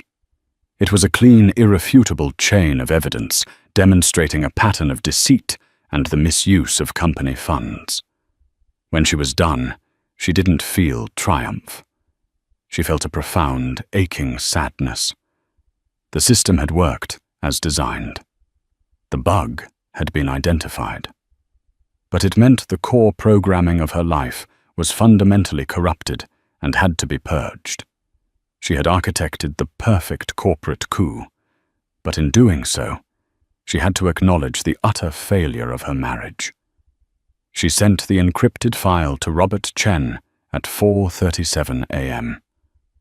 Then for the first time that night, she closed her laptop, curled up on the hotel bed, and allowed herself a few moments to weep for the man she thought she had married and the partnership she thought they had built. The tears were brief and hot. When they stopped, only cold resolve remained. The architect had her blueprint. Now it was time to build. The emergency board meeting was scheduled for 10 a.m. Monday morning. Cole, after a weekend of frantic unanswered calls and texts to Ava, arrived looking haggard but defiant. He had clearly convinced himself this was a domestic dispute that had foolishly spilled into the professional sphere. He saw it as an embarrassment to be managed afire, to be stamped out with his signature charm and a public relations strategy. He walked into the 80th floor boardroom, ready to apologize for his lapse in judgment and assure the board it would not affect the company's performance. He was not prepared for what awaited him. Ava was already there, seated at the head of the long mahogany table, a spot usually reserved for him. She was dressed in a charcoal gray suit, her posture impeccable, her face serene and unreadable. Beside her sat Robert Chen, his files laid out before him with surgical precision. The other 6 board members were seated, their expressions a mixture of confusion, concern, and apprehension. They had been summoned with no agenda, only a note citing a matter of urgent corporate governance. Cole faltered for a second, seeing Ava in his chair. "Ava, what is this? I think we should discuss this privately," he said, trying to project an air of calm authority. "We are long past a private discussion, Cole," Ava replied, her voice even and clear, carrying across the silent room. "Please take a seat." She gestured to an empty chair on the side. The power dynamic was immediately shockingly clear. He was no longer the host of this meeting. He was a guest. He hesitated, then, seeing the stony faces of the board, reluctantly sat down. "Thank you all for coming on such short notice," Ava began, her eyes scanning each board member. "I have called this meeting to address a grave breach of fiduciary duty by our CEO, Mr. Harrington, and to invoke a non-negotiable remedy as stipulated in our corporate charter." A murmur went through the room. George Findlay, a gruff old-school investor and the board's longest-serving member, scowled. "Ava, with all due respect, if this is about a personal matter." "It ceased to be a personal matter, George." Ava cut in, her tone sharp but respectful. "When Mr. Harrington began using company funds to conduct an affair with a subordinate, falsifying expense reports to cover his tracks and compromising the ethical integrity of this entire organization." Cole turned purple. "This is an outrageous slander. It's a private issue being twisted." "Robert," Ava said calmly, ignoring Cole's outburst. Robert Chen stood up. "Each of you has a tablet in front of you," he said, his voice dry and factual. "You will find a secured file containing evidence of Mr. Harrington's activities. This includes falsified expense reports, credit card statements showing non-business-related expenditures, and location data that directly contradicts his official company travel itinerary. You will also find a sworn affidavit from Mrs. Donovan." As the board members began swiping through the files, the atmosphere in the room turned arctic. Jaws tightened, eyes widened. George Findlay's scowl deepened into a look of profound disgust. "Furthermore," Robert continued, "these actions constitute a clear violation of Article 4, Section 8B of the Innovate Dynamics Founding Charter, which all of you ratified upon joining this board.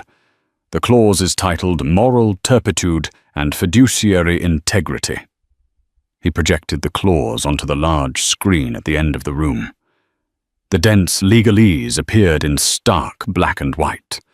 Robert walked the board through it, his words precise and devastating. He explained how Cole's actions had triggered the clause, and he laid out the unavoidable consequence. And as such, the non-offending key founder, Mrs. Ava Donovan, now holds the exclusive right to purchase Mr. Harrington's entire stake of 8 million voting shares for their original pair value of half a cent per share. The total purchase price is $40,000. The silence that followed was absolute. It was as if all the oxygen had been sucked out of the room. The board members stared at the screen, then at Ava, then at Cole, who looked as if he'd been struck by lightning.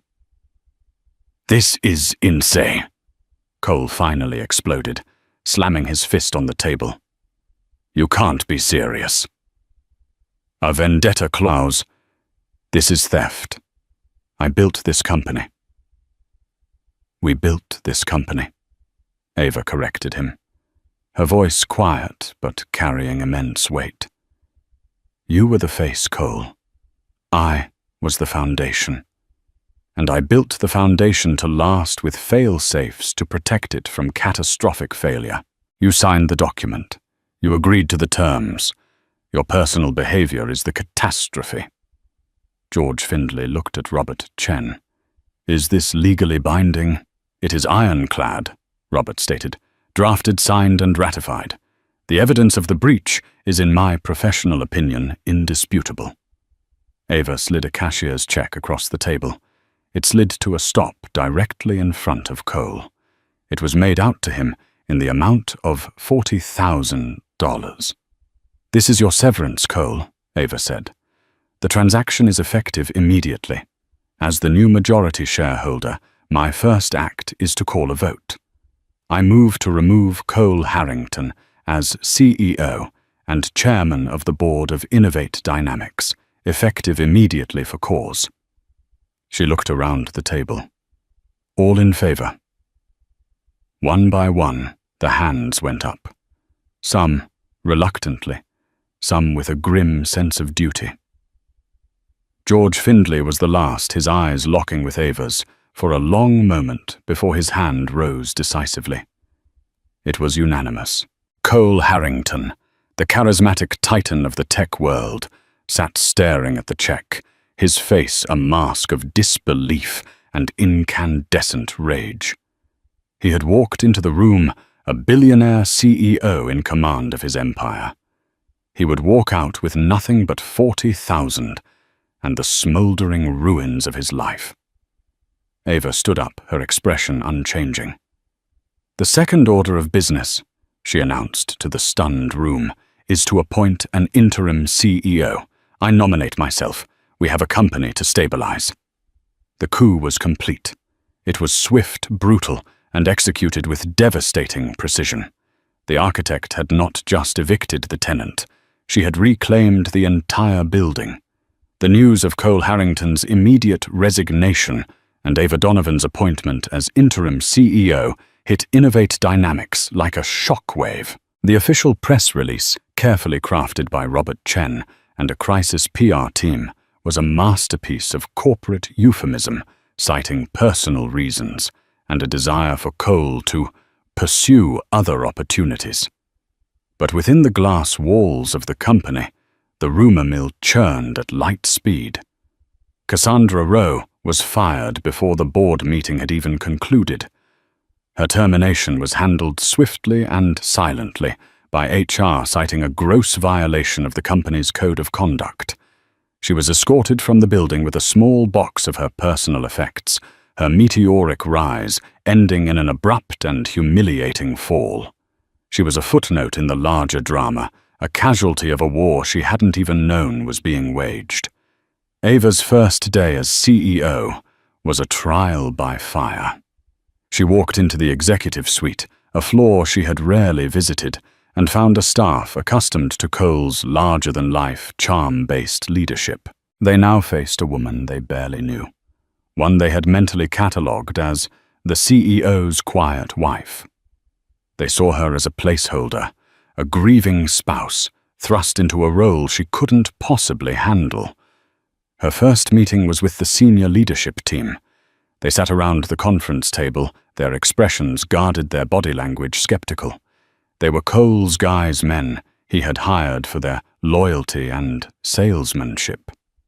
"I understand this is an abrupt transition," Ava began, her voice calm and measured. "And I know many of you have questions. My priority right now is stability and continuity. Our clients, our products, and our employees are what matter. The mission of Innovate Dynamics has not changed." The VP of Sales, a slick, overconfident man named Mark Walton, leaned back in his chair. With all due respect, Ava Cole was the rainmaker. He had the relationships. Who's going to be the face of the company now? It was a direct challenge to her authority. The entire room waited to see how she would respond. "The face of the company will be its performance," Ava replied without missing a beat. "For too long, we've relied on one man's personality. From now on, we will rely on the strength of our product and the quality of our execution. Our numbers will speak for us. Our technology will be our brand." She then pivoted, demonstrating a level of operational knowledge that stunned them. "Mark, your team's conversion rate in the Midwest has been lagging by 12% for 2 quarters. I believe it's due to a failure to properly demonstrate the Nexus 7 predictive analytics module." "Ben," she said, turning to the head of engineering, a man she had worked with for years. I want you to assign 2 of your top systems analysts to Mark's team for the next month to provide deep-dive technical support on their sales calls. She went around the room addressing each department head with a similar incisive command of their metrics, challenges, and personnel. She knew their projects, their budgets, their sticking points. The VPs who had expected a soft, emotional speech were left scrambling to keep up. She wasn't talking about vision or synergy. She was talking about server uptime, API integration, and supply chain logistics. She was speaking the language of the machine she had built. The skepticism in the room slowly began to curdle into a grudging respect. This was not the woman they saw in society magazines. This was someone who knew the guts of the company better than they did. But the internal battle was only half the problem. The external one was just beginning. Cole, stripped of his power, but not his connections, was not going away quietly. He immediately began a whisper campaign against Ava. He called friendly journalists, influential investors, and former colleagues, painting himself as the victim of a vindictive, power-hungry wife who had used a legal technicality to steal his life's work. The narrative he spun was insidious and effective. Ava was an engineer, not a leader. A glorified coder who had no business running a multi-billion-dollar company. The market reacted with uncertainty. Innovate Dynamics stock, which had soared under Cole's charismatic leadership, wobbled, dropping % in the first 48 hours. George Findlay, the formidable board member, called her into his office at the end of her second day. The room was old-world wealth filled with dark wood and leather-bound books. "The street is nervous, Ava," he said, his voice a low rumble. "They see Cole as the visionary. They see you as an unknown quantity. This stunt you pulled in the boardroom was brilliant, I'll grant you that. But now you have to prove you can actually fly the plane." "I don't need to fly it, George," Ava replied, meeting his intense gaze without flinching. "I built the engine. I know how it works. Cole was just the pilot who liked to wave at the crowds from the cockpit." George studied her for a long moment, a flicker of something, perhaps respect, in his eyes. "The market doesn't care about who built the engine. It cares about quarterly earnings and forward guidance. You have 1 quarter, Ava. 1 quarter to stabilize the stock and prove that you are not just an interim solution. If you can't, the board will have no choice but to initiate a search for a permanent CEO." It was an ultimatum.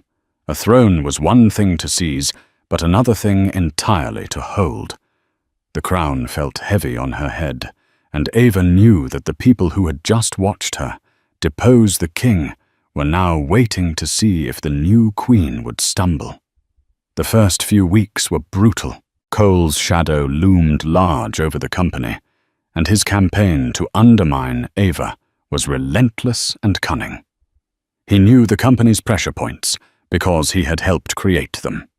His first move was to poach 2 of Innovate Dynamics' top salespeople, luring them to a competitor with massive signing bonuses and promises of equity. The move was calculated to hit Ava where she was weakest client-facing relationships. He followed this by leaking a carefully selected out-of-context internal memo to a tech blog suggesting that Innovate Dynamics was planning to sunset a popular legacy product, causing panic among a key segment of their customer base. The phone lines lit up. Ava's inbox was a raging inferno of concerned clients, anxious investors, and opportunistic competitors. The boardroom which she had commanded so decisively now felt like a lonely island in a sea of doubt. The senior VPs, while outwardly compliant, were hedging their bets, their loyalty still a flickering flame. Ava responded not with panic, but with process. She understood that a storm was not something you could fight head-on. It was something you had to navigate with precision and strength.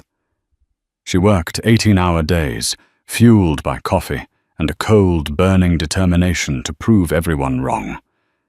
Instead of trying to replicate Cole's charm offensive, she leaned into her own strengths, data transparency, and technical superiority. She personally called every single client affected by the leaked memo. She didn't offer platitudes or sales speak. She walked them through the product roadmap herself, explaining the technical reasons for the eventual migration and demonstrating the superior capabilities of the new system. She was candid, brilliant, and utterly convincing. She didn't sell them a dream. She gave them a blueprint. Several clients who had been on the verge of leaving ended up signing early adopter contracts for the new platform. Internally, she focused on shoring up her base. She knew she couldn't win over Cole's loyalists overnight. Instead, she focused on the heart of the company, the engineers, the developers, and the project managers. The people who, like her, had been working in the shadows for years. She spent hours every day, not in the executive suite, but down in the engineering pits. She held town halls with the coders, not in the formal auditorium, but in their break rooms, surrounded by whiteboards and empty pizza boxes. She didn't give speeches. She asked questions. What were their biggest frustrations? What bureaucratic hurdles were slowing them down? What tools did they need? Ben Carter, her longtime head of engineering, watched the transformation with quiet admiration. Cole would come down here once a quarter for a photo op, he told a group of senior developers. Ava comes down here to help us debug a kernel panic. She authorized a new budget for top-of-the-line development hardware, something the engineers had been requesting for years. But Cole had dismissed as an unnecessary expense. She streamlined the approval process for new projects, cutting through layers of red tape that had stifled innovation. She implemented a Founders Award, a significant cash bonus for any employee who developed a patentable innovation for the company. Morale, which had plummeted after Cole's ousting, began to climb. The engineers who had long felt undervalued now felt seen and empowered. They had a leader who spoke their language, who understood their work, and who respected their contributions. They began to work with a renewed sense of purpose, not for the stock price or the CEO, but for the product itself, and for the woman who had always been one of them. Cole's sabotage attempts continued. He used his connections to try and block a crucial supply chain deal for new server components. When Ava found out, she didn't try to go through the same channels. She dug into the technical specifications and found a smaller, more innovative supplier in Finland that could provide superior hardware at a 15% lower cost.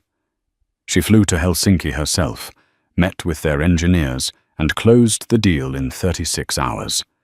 She was fighting a guerrilla war against a ghost. Cole was attacking the company's reputation and relationships. Ava was fortifying its foundation, making it stronger, faster, and more efficient from the inside out. One night, working late in her new office, the same one where Cole used to entertain reporters, she looked out at the glittering city. She was exhausted, lonelier than she had ever been, and facing a battle that was far from over. But for the first time in a long time, she felt a sense of clarity. The gilded cage was gone. The storm was raging, but she was at the helm of her own ship, navigating with her own map. And for the first time, she truly believed she could bring it safely to shore. The question was whether the board and the market would give her enough time to do it. For 2 months, Ava played defense. She stabilized the company, reassured clients, and bolstered internal morale. She had successfully weathered the storm. Now it was time to change the weather. She knew that to truly secure her position and the future of Innovate Dynamics, she couldn't just survive Cole's attacks. She had to definitively end them. Her counteroffensive began in the one place Cole would never expect: the company's financial archives. Cole had always viewed the accounting department as a boring necessity, a team of number crunchers who just processed his expense reports. Ava, however, saw it as a repository of data, a log file of the company's history. And like any good engineer, she knew that log files often contained evidence of critical errors. With a team of discreet forensic accountants, she initiated a full audit of the past 5 years of executive spending, focusing on a series of venture funds and shell corporations Cole had set up for strategic acquisitions. On the surface, they looked legitimate, but Ava, with her intimate knowledge of the company's operations, knew that several of these acquisitions had never been integrated into their tech stack. They were ghost assets. After weeks of painstaking work, tracing wire transfers and cross-referencing invoices, the accountants found the smoking gun. Cole had been using a subsidiary shell corporation, Harrington Ventures, to systematically siphon company funds. He would use Innovate Dynamics capital to invest in promising startups, only for those startups to then hire his personal consulting firm for exorbitant fees. He was essentially paying himself with company money, dressing it up as strategic investment. It was a sophisticated scheme, cleverly hidden behind layers of corporate jargon and legal entities. It wasn't just unethical. It was felony-grade embezzlement. Ava now held a weapon far more powerful than the morality clause. This wasn't about personal betrayal. This was a direct crime against the company and its shareholders.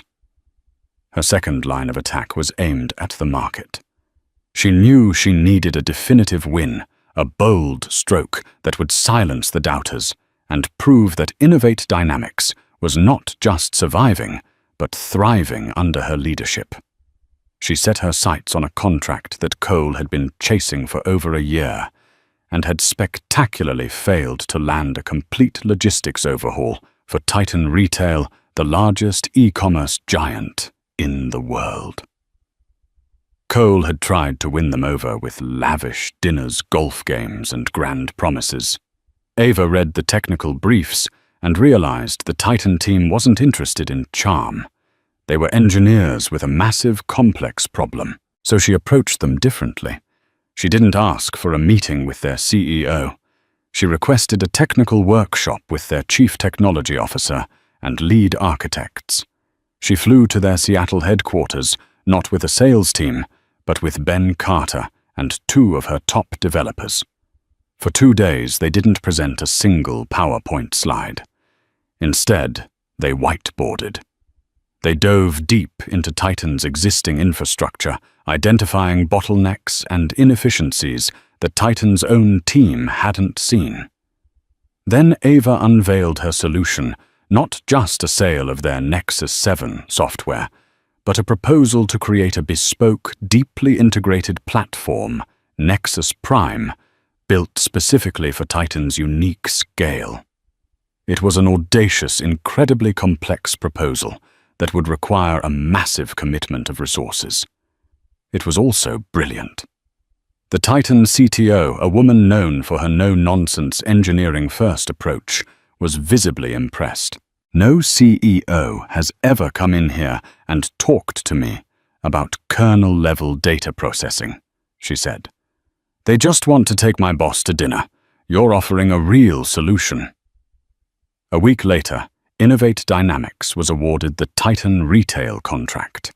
It was the largest deal in the company's history, valued at over $500 million over 5 years. The news hit the financial world like a thunderclap.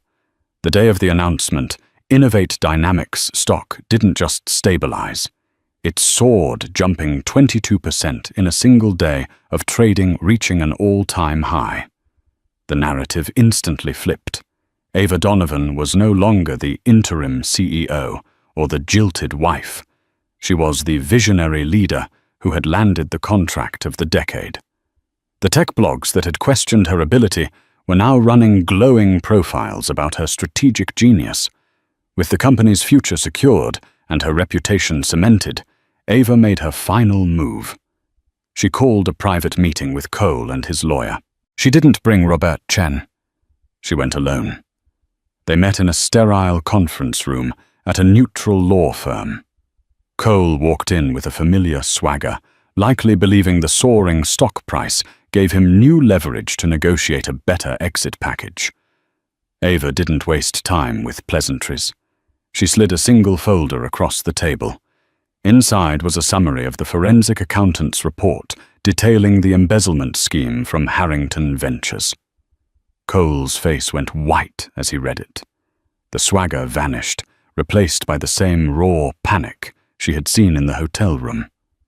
"The district attorney's office would be very interested in this," Ava said, her voice devoid of emotion. "Fraud embezzlement. That carries a mandatory prison sentence, Cole. And I doubt you'd enjoy the view from a cell as much as the one from the penthouse." She then slid a second document across the table.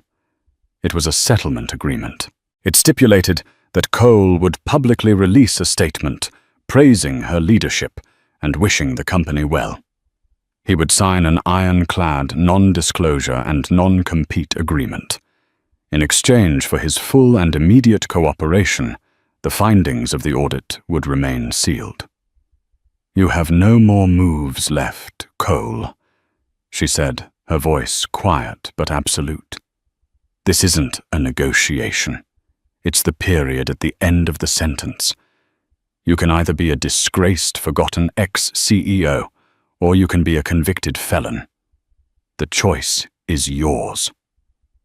He stared at her, his eyes filled with a mixture of hatred and defeat. He was looking at the woman he had dismissed, underestimated, and betrayed. And he finally saw her for who she was. The architect of his rise, and now the architect of his utter, complete ruin. Checkmate. The final severance agreement was signed. Cole Harrington vanished from the tech world as quickly as he had risen. His public statement was bland and complimentary, a final humiliating act of capitulation. He took a modest buyout for his few remaining non-controlling shares and retired to a life of obscurity, the ghost of his former glory. The whispers against Ava ceased, replaced by an awed respect in the corridors of Silicon Valley and Wall Street. 3 months after the boardroom coup, George Findlay called another board meeting. Ava walked in, expecting another grilling on quarterly projections. Instead, she found the board members standing, and as she entered, they began to applaud. George, his usual gruff expression replaced with a genuine smile, held up a glass. "To our CEO," he said, his voice booming in the quiet room, "who has not only weathered the storm, but has steered this company into a new era of prosperity and integrity. The board has voted unanimously. The interim tag is officially removed. Congratulations, Madam CEO." Ava felt a warmth spread through her chest, a feeling that was more satisfying than any stock price or news headline. It was the feeling of earned respect. In the months that followed, Innovate Dynamics was transformed. The culture shifted from one driven by personality and salesmanship to one driven by innovation, collaboration, and excellence. Ava promoted from within, elevating talented engineers and managers who had been overlooked in the previous regime. Ben Carter became her chief technology officer, her trusted right hand. The company became known not just for its profits, but as one of the best places to work in the tech industry. The penthouse on the 72nd floor was sold. Ava moved into a chic modern apartment downtown, a space that was entirely her own, filled with books, art, and technology. Her home office was no longer a sanctuary from a hollow life. It was a command center for a fulfilling one. One evening, nearly a year after that fateful night at the Greenwich Hotel, Ava stood at the window of her new office, the one she had earned looking out at the city lights. The view was just as spectacular, but it felt different. She wasn't looking down on a world conquered by someone else, a world she had helped build in secret. She was looking out at her city, her company, her future. She had lost a husband, a marriage, and the life she thought she knew. But in the wreckage, she had not found ruin. She had found herself. She had reclaimed her name, her work, and her power. She was no longer the silent partner, the woman behind the man. She was Ava Donovan, the CEO of Innovate Dynamics, and she was just getting started. The architect was finally living in the cathedral she had built. Ava Donovan's story is a powerful reminder that the quietest person in the room is often the most powerful. She transformed the deepest personal betrayal into a catalyst for an incredible professional triumph. It wasn't about revenge. It was about reclaiming what was rightfully hers and proving that true leadership isn't about charm or charisma, but about competence, integrity, and unwavering strength. Her journey from the shadows to the CEO's chair shows that the best laid plans are the ones you make for yourself long before you ever need them. If her story of resilience and strategic brilliance resonated with you, please give this video a like and share it with someone who needs to be reminded of their own hidden strength. And don't forget to subscribe to our channel and hit the notification bell for more real-life stories of incredible triumphs and dramatic twists. What part of Ava's story impressed you the most? Let us know in the comments below.